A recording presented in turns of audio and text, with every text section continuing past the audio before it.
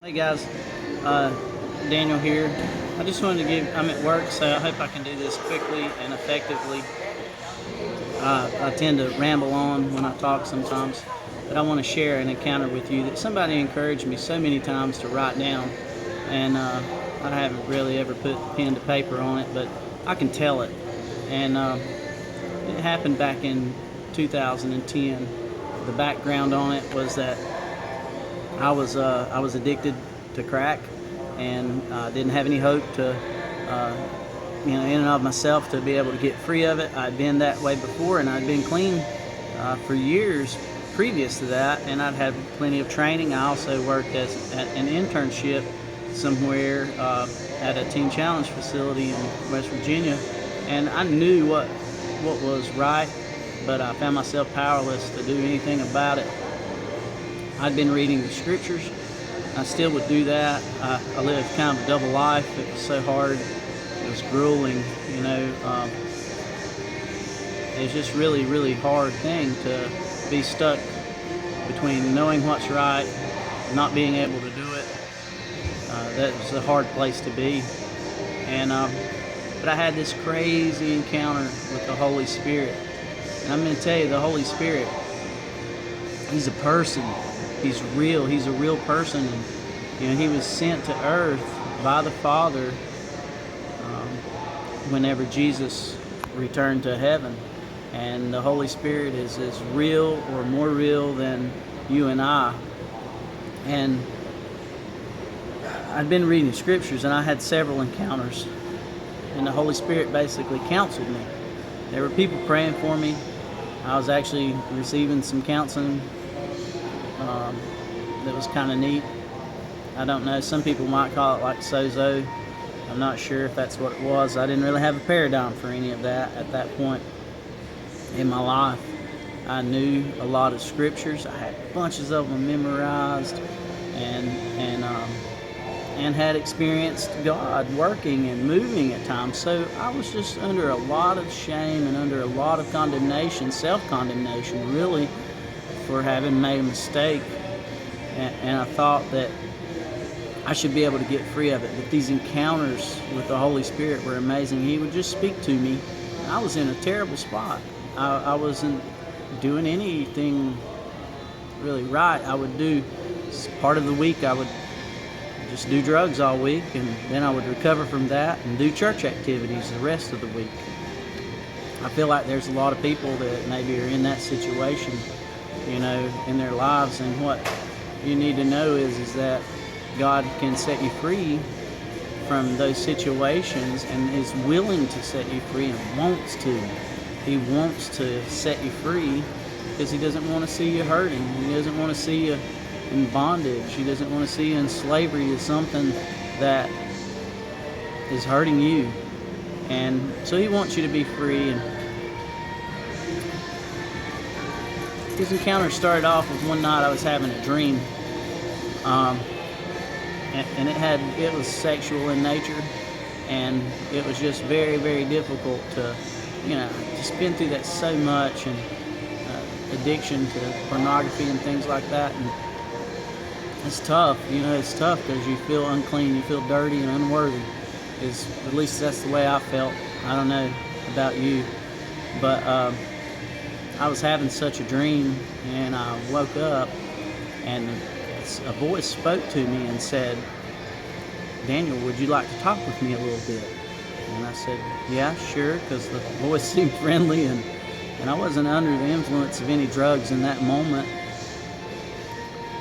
And I started to have this memory, and the memory I had was about a past relationship and all the hardships that were involved in that relationship, and that's where the substance abuse began. And then the Holy Spirit spoke to me about that person, and He said, "Daniel," He said, "I want you to know I'm taking care of her. You're not responsible. You're not responsible." He just set me free right there, then and there, with that comment. And when the Holy Spirit speaks to you, there's power in it, and His intention is good. It's for your good, to get you free and to let you off the hook of what you felt responsible for, but maybe didn't have control over. So you can't have control over what another person does. You can't have control over much of anything, really. You just need, outside of God's will for your life, there's not much that you can do. You can be an influencer, but you can't control what other people do. Even if they're under your authority, you can't control what they do. But the Holy Spirit was so kind, and it set me free. And He shared another fact with me, and that fact was that that person had a child, and that was part of a deception that happened. They said they were on birth control during that time, and we were having premarital sex. And so what happened was that they quit taking their birth control without my prior knowledge of it, and I felt very hurt and deceived by that, because I didn't want to bring a child into the world at that point. So that was a deception that took place because of something that they wanted to be so badly. They wanted to be a mother, and they were intent to find a way to do that. Now that didn't happen, but He said they have a child now. The Holy Spirit said clearly they have a child now, Daniel. And the other thing that He said again was that He was taking care of her, and that person was His responsibility. So that was the first encounter. That set me free of a lot. And just so you know, I saw the child that was that person's child some years later. 3 years later after the fact. I went with a friend to pick up their child from daycare, and I saw the mother of the girl I was in a relationship with and a small child that was about the same age and looked just like the girl that I was in a relationship with. It was amazing. I knew in that moment that what God had told me that night was completely true. And God confirms what He tells us, through our life experience and according to His Word. And, that kind of thing, you just can't make that up. That's the best way I know how to tell you. So I just couldn't make that up. I don't know. There's some pretty good authors and stuff out there, but it was real. And so that's how it began. And one day I said, I was so discouraged in this situation, still trying to find my way out of it, and still seeking God. And something that I would think about so often was the lady with the issue of blood, and if she could just reach out and touch Jesus' garment, then she was healed. And I would think about that. I would beg and I would plead, and I didn't really know how to do that. I was just trying to reach Jesus is what my intention was, and it had begun to happen. But I don't know that my reaching out was as effective as His reaching down to me. And it's some combination of the two, I suppose. But anyways, I'll leave this video here. I'm going to make a couple more of these, but that's the beginning. This is part one, we'll call it, of encountering the Holy Spirit. And so I just want to thank you guys for watching, and just take these things to heart. And it doesn't mean I'm more special because I've had some encounter. I hope you never have to be at a place in life where you're so distraught, and I hope that you can find Jesus before you get to a disaster in your life like I was living.